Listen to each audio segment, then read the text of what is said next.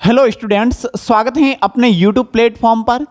तो प्यारे विद्यार्थियों, आज हम फिजिक्स का एक और इंटरेस्टिंग टॉपिक पृष्ठ तनाव यानी सरफेस टेंशन के बारे में विश्लेषण करेंगे।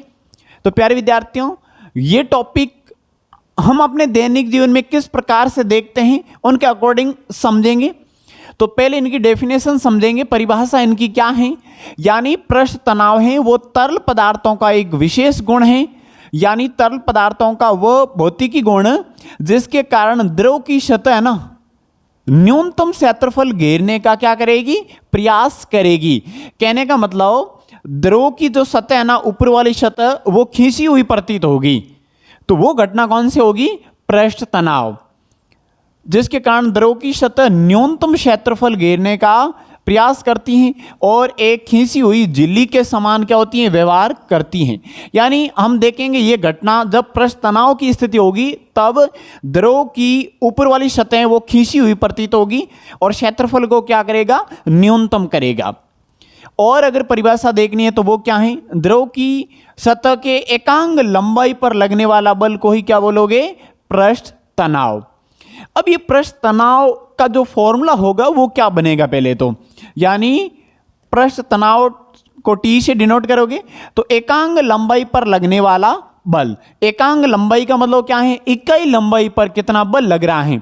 यानी मान लेते हैं कोई भी ये द्रव भरा हुआ है कोई बर्तन के अंदर और ऊपर वाली सतह आप देखोगे ना, ऊपर वाली सतह की छोटे से भाग पर, यानी ऊपर वाला भाग है उनके छोटे से भाग पर या छोटे से लंबाई पर कितना बल लग रहा है, यानी ये क्षेत्रफल को क्या करेगा, कम से कम करेगा।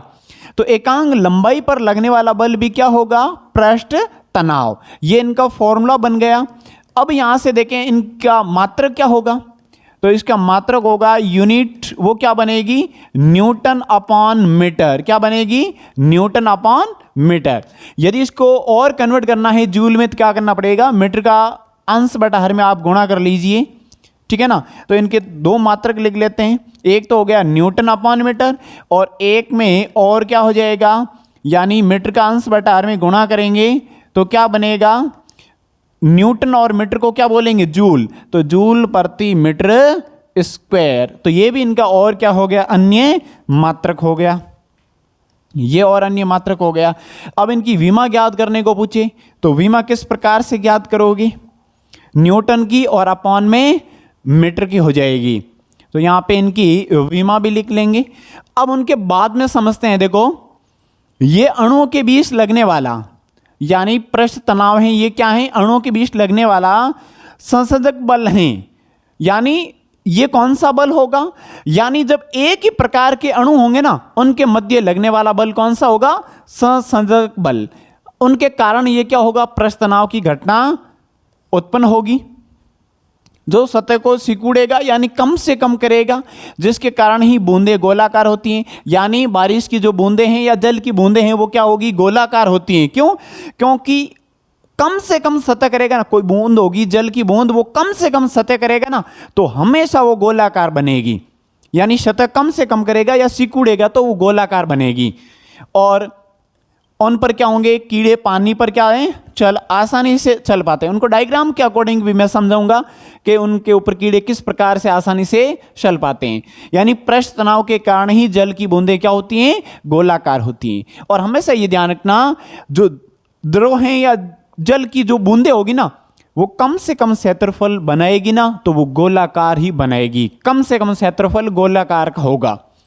इनकी विमा लिख लेते हैं। न्यूटन की क्या होगी, m1 L1T-2 और अपॉन में क्या होगा, मीटर है तो L1, ये इनसे कैंसिल आउट हो जाएगा। तो इसकी विमा क्या बनेगी, m1 L0 हो जाएगा T-2, ये क्या बन जाएगी, ये इनकी विमा बन जाएगी। और यदि इन बात करें सदिश और अदिश की तो ये राशि कौन सी होगी, ये होगी वेक्टर क्वांटिटी यानी सदिश राशि। ये सदिश राशि हैं, सदिश। पृष्ठ तनाव एक सदिश राशि है। चलो और समझते हैं पृष्ठ तनाव से संबंधित कॉन्सेप्ट। अब यहां पे इनमें कौन कौन से कारक हैं, यानी किस प्रकार से पृष्ठ तनाव को कौन कौन प्रभावित करेगा? तो तापमान बढ़ाने पर तरल का पृष्ठ तनाव घट जाता है। यानी इसमें और डिटेल में समझ लेंगे, लेकिन फिलहाल आप ध्यान रखना कि ताप बढ़ाएंगे ना, कोई द्रव है जिसमें पृष्ठ तनाव की स्थिति होती है, उस कंडीशन में यदि आप ताप बढ़ाओगे तो पृष्ठ तनाव क्या हो जाएगा? घट जाएगा। ठीक है। पृष्ठ तनाव के कौन कौन से दैनिक जीवन में उदाहरण हैं? बारिश की बूंदों का गोलाकार होना, पानी पर सुई का तैरना, यानी आप आराम से या धीरे से सतह पर, जल की सतह पर आप रखोगे सुई तो वो क्या होगी? तैरेगी। और पौधों में पानी का ऊपर चढ़ना, ये भी पृष्ठ तनाव, यानी आप पत्तियों पर ओस के समय क्या देखते हो? पानी देखते हो उनके ऊपर, तो वो भी क्या होगा? पृष्ठ तनाव के कारण। ठीक है। अब यहाँ पे एक एक एग्जाम्पल को डिटेल में समझते हैं कि बूंदों का गोलाकार होना, यानी पृष्ठ तनाव के कारण द्रव अपनी सतह को न्यूनतम करने का क्या करेगा? प्रयास करेगा, और न्यूनतम आयतन के लिए गोलाकार आकृति ही क्या है? संभव है। या पृष्ठीय क्षेत्रफल कम से कम होगा तो वो गोलाकार का ही होगा, यानी बूंद क्या बनेगी? गोलाकार। पानी पर कीड़ों का चलना, यानी आपने देखा होगा कि यदि पृष्ठ तनाव की स्थिति में द्रव की सतह पर क्या होते हैं? कीड़े या छोटे छोटे कीड़े, वो आसानी से सल पाते हैं, तो ये भी इसका कारण है।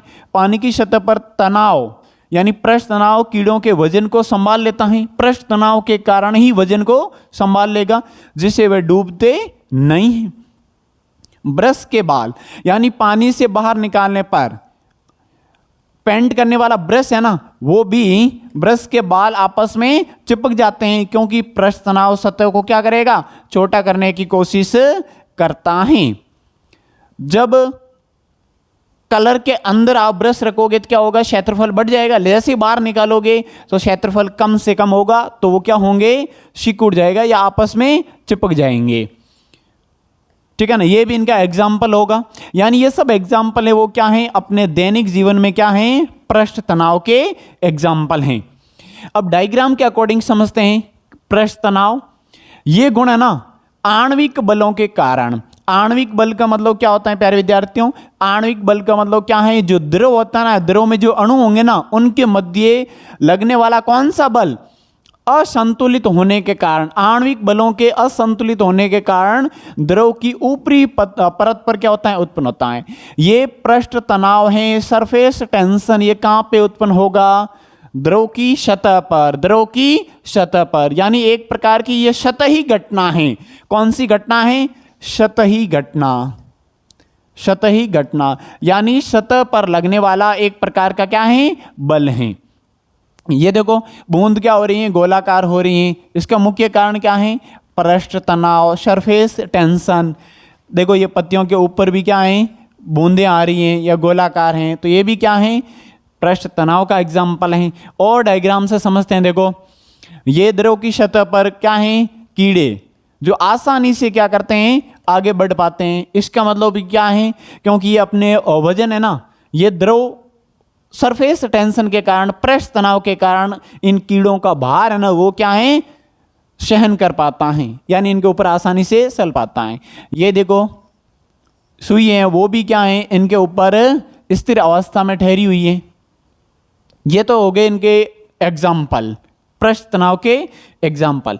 अब यहां पे पृष्ठ तनाव को कौन कौन प्रभावित करता है, ये टॉपिक थोड़ा डिटेल में समझते हैं प्यारे विद्यार्थियों। यानी पृष्ठ तनाव को कौन कौन प्रभावित करेगा? सबसे पहले तो क्या हो गया? तापमान।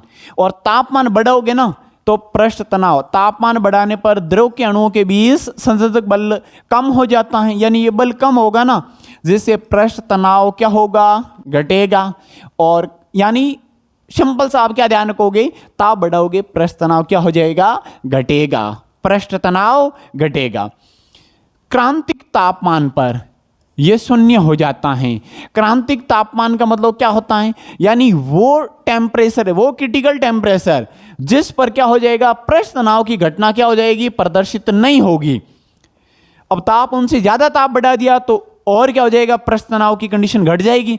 यदि ताप कम कर लिया तो फिर क्या होगा? पृष्ठ तनाव की स्थिति आ जाएगी, यानी पृष्ठ तनाव बढ़ने लगेगा। अशुद्धियों का प्रभाव, अत्यधिक घुलनशील पदार्थ यानी किसी द्रव के अंदर अत्यधिक घुलनशील पदार्थ आप डालोगे जैसे नमक या चीनी, तो मिलाने से पृष्ठ तनाव क्या हो जाएगा, बढ़ जाएगा, पृष्ठ तनाव बढ़ जाएगा। क्यों? क्योंकि इनकी शांता क्या होगी पता है, इनकी शांता बढ़ जाएगी। इनकी शांता बढ़ेगी तो पृष्ठ तनाव भी क्या हो जाएगा, बढ़ जाएगा। तो कहने का मतलब अशुद्धि मिलाने पर या फिर आप ये कहें कि नमक या चीनी मिलाने पर द्रव के अंदर, तो इनका पृष्ठ तनाव क्या हो जाएगा, बढ़ जाएगा। यानी ये अशुद्धियां मिलाने पर उनकी सतह क्या होगी, ज्यादा खींची हुई प्रतीत होगी। ठीक। कम घुलनशील पदार्थ, यानी यदि उस द्रव के अंदर घुलनशील पदार्थ कम है, पूर्ण तरीके से घुलनशील नहीं है, जैसे साबुन है, डिटर्जेंट है या फिनॉल जैसी अशुद्धियां पृष्ठ तनाव को काफी हद तक क्या करेगी, कम कर देगी। यानी इस प्रकार से आप ऐसे पदार्थ मिलाओगे या ऐसी अशुद्धियां मिलाओगे जो पूर्ण रूप से घुलनशील नहीं है, तो फिर पृष्ठ तनाव क्या हो जाएगा, कम हो जाएगा। पृष्ठ तनाव क्या हो जाएगा, कम।